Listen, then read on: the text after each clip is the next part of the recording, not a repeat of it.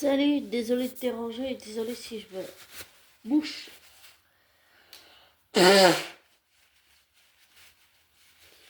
Mais j'ai le rhume des fois, j'ai la toux, alors voilà, désolé pour ce désagrément et si je baille.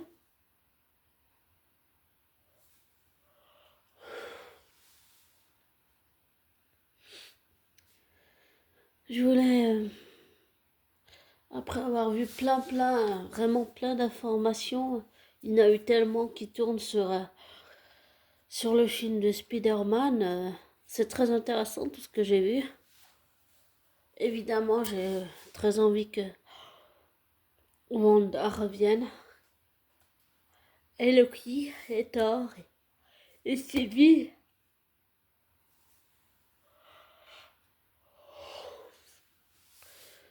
Et B15, qui n'est pas son vrai nom, et Mobius,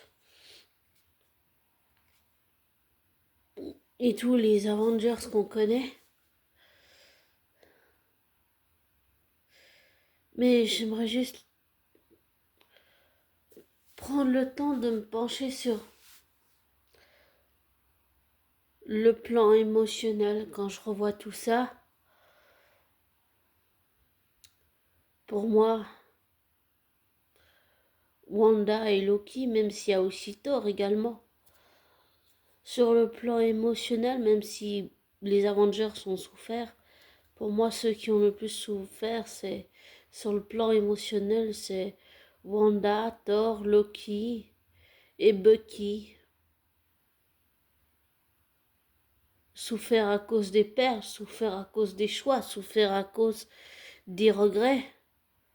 On se dit toujours qu'on pourrait faire mieux, que si on pouvait revenir en arrière, on le ferait. D'une certaine façon, dans la série Loki, Loki a eu la chance, pas de seulement se diriger vers une rédemption, mais de continuer dans ce sens-là et de tout recommencer à nouveau.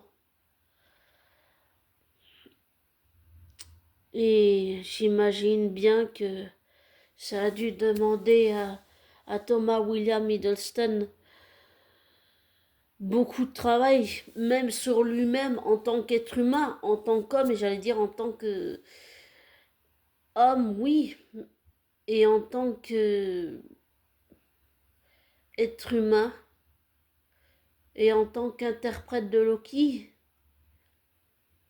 je pense que ça a dû lui-même, comment dire ça, lui faire revivre des propres traumatismes à lui, c'est-à-dire que lui, en tant que Tom Hiddleston, avant d'être connu, qu'il a lui-même vécu en tant qu'homme, en tant qu'être humain, en tant qu'adolescent, en tant qu'enfant.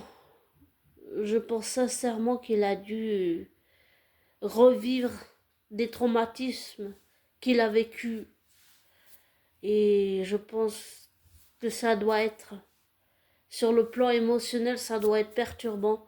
Tu revis tes propres traumatismes en tant que personne, mais ton personnage le revit des traumatismes que le personnage fictif a vécu avec tes propres traumatismes en tant que personne. Et je dis ça parce que je pense que c'est quelque chose qui ne se voit peut-être pas, mais ça peut se ressentir. Et je l'ai ressenti fortement.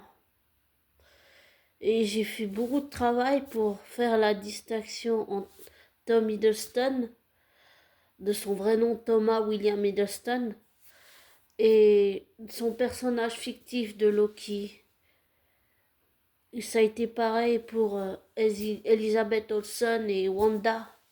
Bon, je pense que j'ai dû faire ça, comme on dit, c'est un mécanisme, tu sais, c'est inconscient, ça se passe dans la tête, ça se passe dans le cœur, ça se passe même dans les pensées, j'allais dire. Euh, je pense qu'il y a tout un mécanisme assez spécial qui va dans ce sens-là.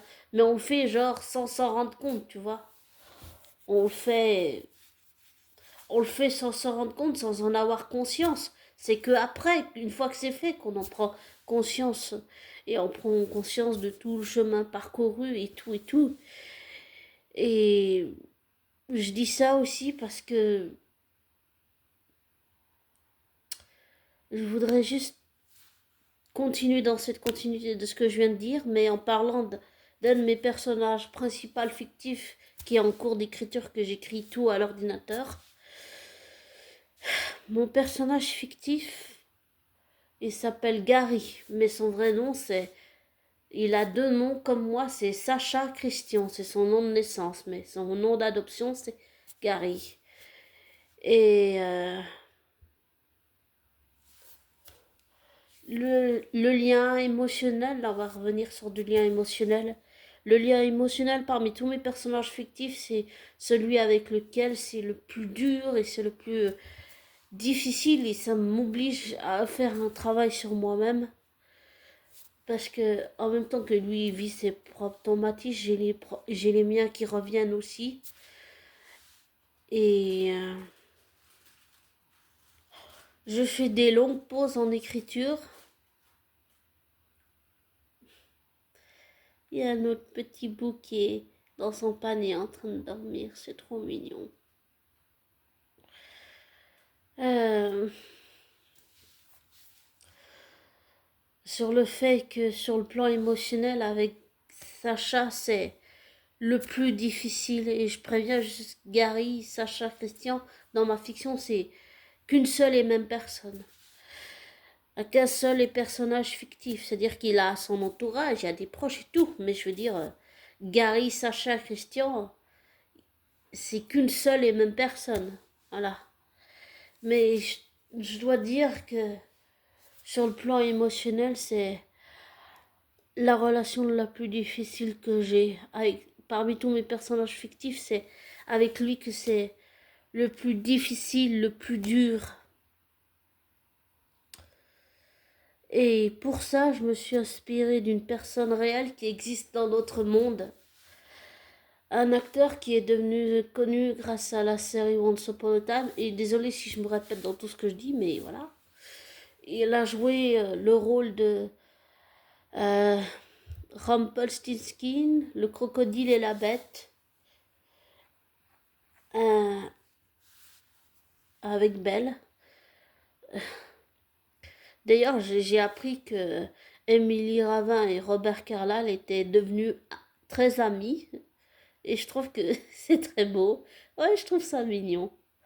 C'est très beau, ça fait des belles rencontres, tu vois. Et ça permet de garder contact. Mais c'est une très belle amitié qui est née. Et je me suis inspirée de Robert Carlyle à, j'allais dire,